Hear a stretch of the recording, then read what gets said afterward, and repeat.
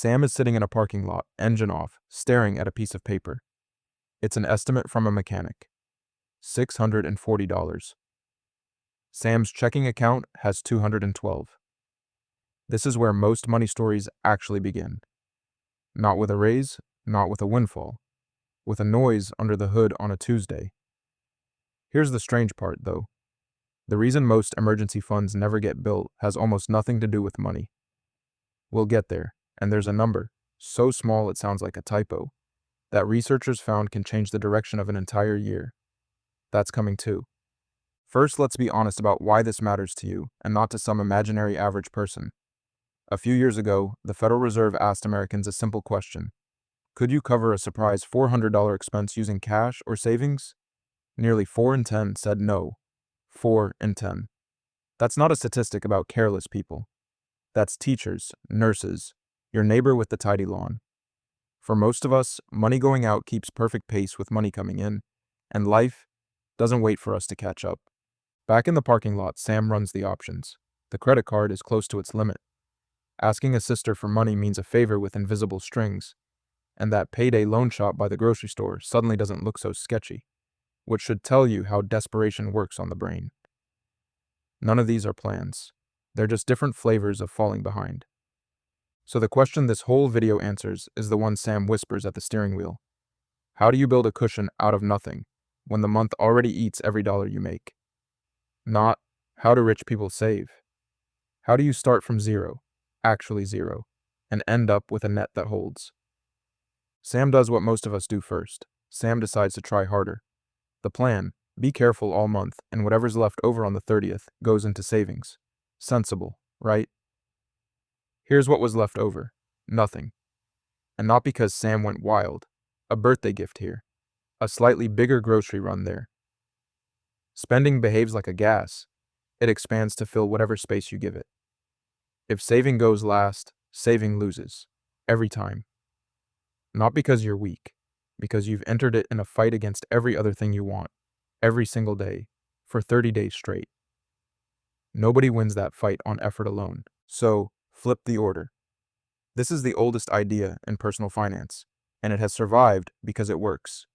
Pay yourself first. The day money arrives, a piece of it leaves, automatically, before you get a chance to have an opinion about it. Sam logs into the bank and sets up an automatic transfer. $25 every payday into a separate account.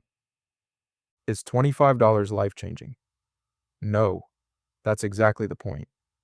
It's small enough that Sam's brain doesn't fight it, and automatic enough that Sam's willpower is never invited to the negotiation. Think about your own life for a second.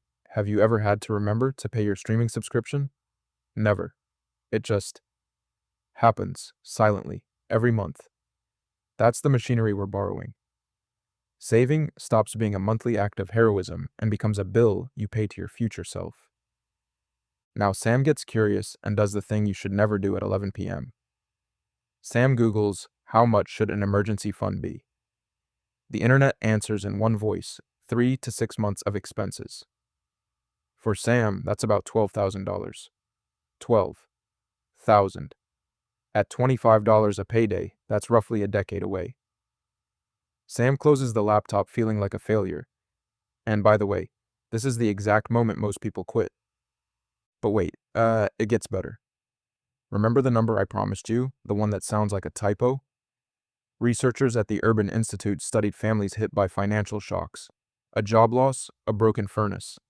Families with even a few $100s saved, roughly between $250 and $700, were meaningfully less likely to miss a rent payment, skip a utility bill, or go without food than families with nothing at all. A few $100s, not 12,000. Here's why. The protection savings gives you isn't a straight line. The first $500 does the heaviest lifting of any money you will ever save, because it stands between you and the expensive machinery of falling behind, and that machinery is pricey.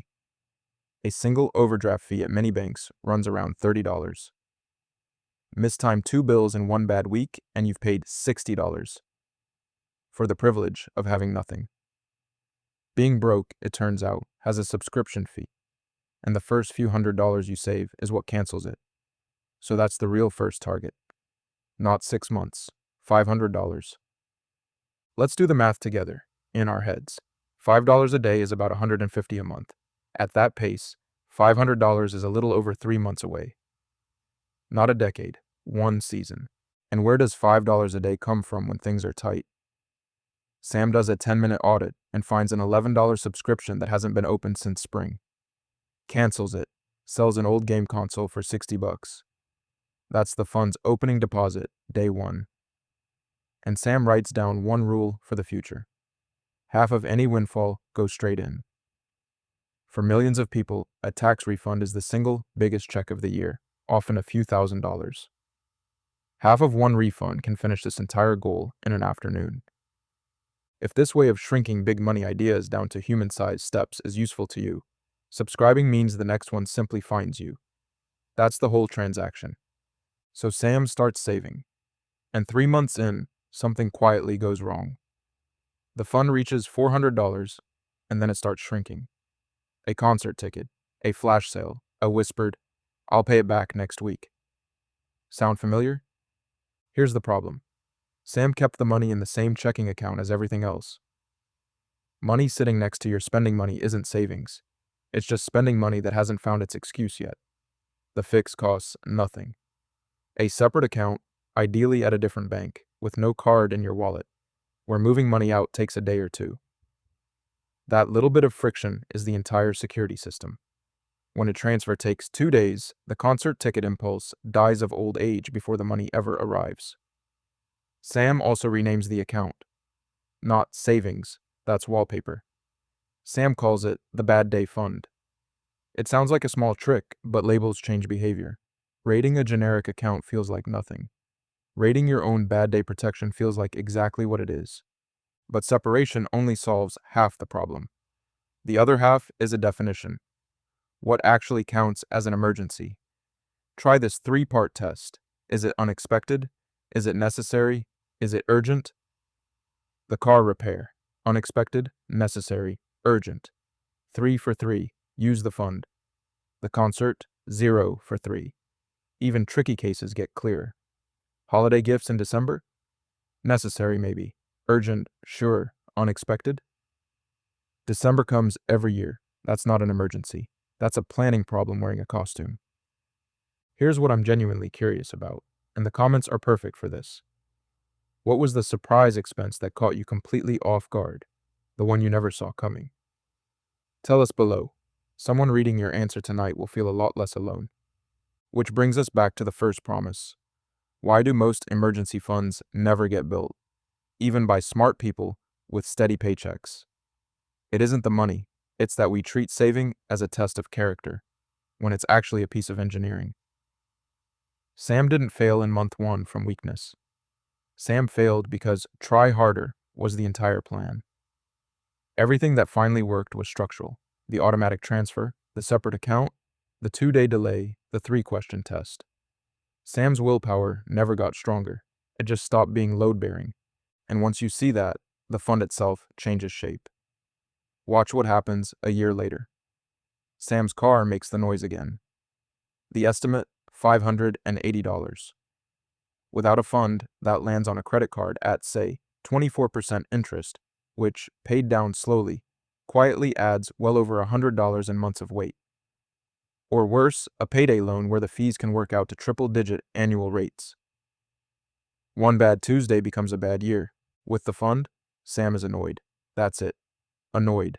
Pays the bill, refills the account over the next few months, moves on. Same event, completely different life. That's the reframe worth keeping. An emergency fund doesn't prevent emergencies. It demotes them from crises back down to inconveniences. You're not really saving money. You're buying the distance between a bad day and a disaster. So here's Sam now, 500 banked. The transfer still running on autopilot, aim next at 1 month of expenses. Then, someday, 3. No heroics, just a quiet machine, humming in the background of an ordinary life. If you remember one sentence, make it this one. Start smaller than feels respectable, make it automatic, and keep it slightly out of reach. This is education, not financial advice. Your situation is your own, but a system beats a resolution every single time. If you want to go deeper on what we covered today, we've linked some helpful resources in the description. You'll find guides and tools that can help you take action right away. If this video was useful, drop a like and let us know in the comments what stood out to you. Thanks for watching.